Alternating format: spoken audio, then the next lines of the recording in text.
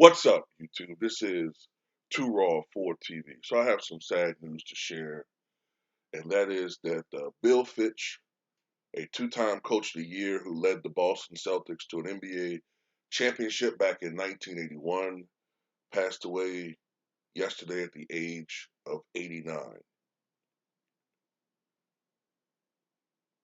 Named as one of the top 10 coaches in NBA history during the 1996-97 season, Fitch coached for 25 years in the NBA. He spent time with five different franchises: the Cleveland Cavaliers, the Boston Celtics, the Houston Rockets, the New Jersey Nets, now known as the Brooklyn Nets, and the Los Angeles Clippers. His Coach of the Year honors came in 1975-76 with the Cleveland Cavaliers and 1979-80 with the Boston Celtics. Known to some as Captain Video, Fitch was one of the first coaches to use videotape to film and analyze opponents as well as scout talent. He was well known for his ability to turn around NBA franchises, something he did at every stop in his career. Fitch made his NBA coaching debut in 1970 as the first coach of the Cleveland Cavaliers. After 5 seasons of gradual improvement there, the Cavs broke through with their first playoff appearance in 1976.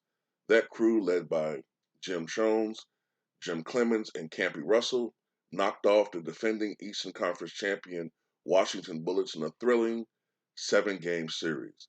The series win was punctuated by a last-second layup by Dick Snyder in Game 7 in a game known as the Miracle of Richfield.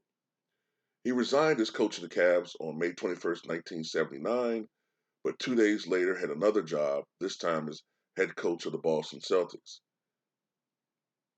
Fitch helped to turn around a team that had won 27 games the previous season, improving Boston to 61-21 in 1979 and 80 and a spot in the Eastern Conference Finals. Boston won 60 games in 3 of Fitch's 4 seasons there, with the high point coming in 1981 as the Celtics ousted the Houston Rockets in the NBA Finals. Of course, Bill Fitch's arrival coincided with the arrival of Larry Bird and then later on Kevin McHale and Robert Parrish, but still, Bill Fitch was that guiding, uh, that guiding spirit, that guiding voice that led off and kickstarted the Boston Celtic semi-dynasty in the 80s. Larry Bird also said that Bill Fitch was one of the greatest mentors to him, as Bill Fitch was a former Army drill sergeant, and Bill Fitch's work ethic rubbed off on Larry Bird.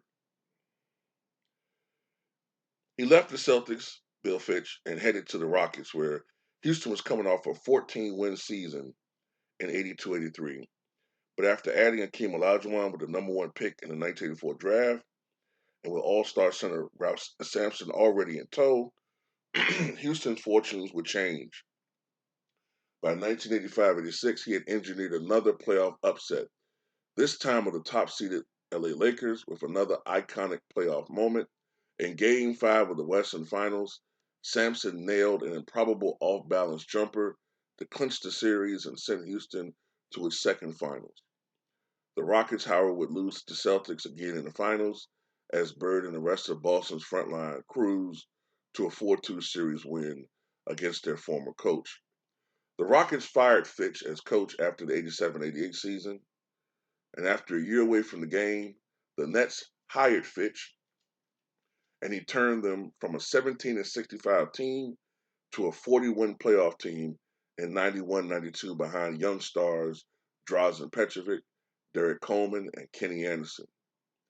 Shortly after New Jersey's playoff exit in 92, Fitch resigned as coach and took another 2 years off before landing his final coaching job with the Clippers in 1994. Much like with the Nets, the Clippers were 17-65 in Fitch's first season, but emerged as a playoff team by the 96-97 season before he finished his coaching career. Fitch was inducted into the Naismith Basketball Hall of Fame in 2019 and received the National Basketball Coaches Association's Chuck Daly Lifetime Achiever Award in 2013. He did not have the greatest winning percentage of all time. I believe his overall record is something like 944 and maybe 1,100. I know it's 1,100 losses. I remember he had a 46% winning percentage. Now, the reason why that's the case is because Bill Fitch, unlike a Phil Jackson, unlike a Red Auerbach, and no knock on them, unlike Steve Kerr, he didn't go to teams that already were uh, ensconced with championship caliber rosters and then just took them a step further to the finals. He relished in turning around bad franchises. So, with the exception of that Boston team, every other team he went to were fledgling franchises who needed a coach to push them to another level. He really got the most out of his coaching, and that's why he's one of my favorite coaches. Was one of my favorite coaches, Bill Fitch, along with a guy like Larry Brown, Hubie Brown. They didn't go to superstar teams and pad their win records. You know, they really challenged themselves as coaches.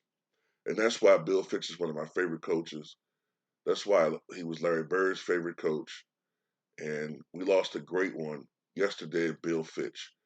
May he rest in peace.